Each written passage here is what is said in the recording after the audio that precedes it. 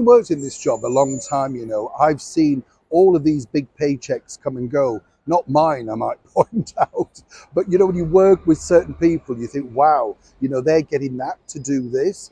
I remember working for CBS News a few years back now, and they signed the US TV anchor, Katie Couric. Do you remember?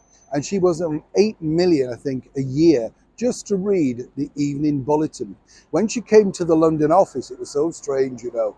It was almost like the Queen arriving, you know, and we were all told not to speak to her unless she spoke to us. And of course, you know, she was there literally almost as a demigod. Interestingly enough, I broke all the rules, got a picture and spoke to Katie. Nice enough girl, certainly not worth 8 million quid, as was proven as the ratings never shifted. But that's the problem, as I say, with big companies. Now, this is a problem now for Prince Harry and that company about mental health, Better Up, where he's the Chief Impact Officer. Yes. Oh, by the way, we haven't had a wave, have we? Just remember, let's have a wave. We have to do that. Absolutely. You all right? Can I go back to the go back to the story now? Now, yes, Better Up are really suffering, letting lots of people go, which I'm not laughing at. Seriously, you know, I'm just giggling from what we've just done. But it's terrible when you think, because this is the problem. And it was the same with CBS. They hire people, let lots of people go, and then realize, oh, you know what? That wasn't a good idea either. Better Up are now suffering the same problem, whether the CEO wants to admit it or not. They put out a load of gumph about what Harry's doing and activism and all that rubbish, but it meant nothing. He hasn't brought anything to the company other than his name. They got the photo opportunity. Harry got to waffle about mental health, and really, that was it. What does he actually do? Now, all of these employees are free, and the NDAs, the non-disclosure agreements, they can just screw up and talk to the press and actually tell the media exactly how useless Prince Harry's been at Better Up.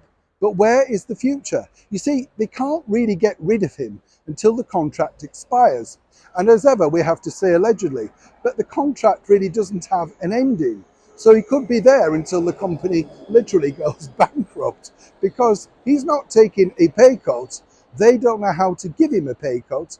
And if they get rid of him, it looks bad, doesn't it? Because it's all about advocating, looking after people with mental health. Is there anybody bigger right now with mental health problems than Prince Harry in the public eye? So if they bin him, then of course they get a backlash from the people who say they should be supporting him. Talk about tying yourself up in knots. Now, the rightful thing to do would be for Prince Harry to publicly come out and say he's terribly sorry about people losing their jobs. And of course, in a sort of stance alongside them, he will take a massive pay cut. Oh no, bit of a silence there, you'll notice. But now, as I say, Better Up are in a problematic system.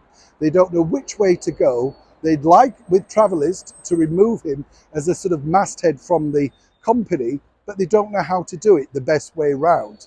Now, I'm sure people watching this report today would instantly know, like me, how to do it. In true northern terms, I'd say you've brought nothing to the company, you've had a lot of money, sling your oak unless you can find ways of funding yourself. But nobody, of course, in this woke world will be able to dare or indeed do it.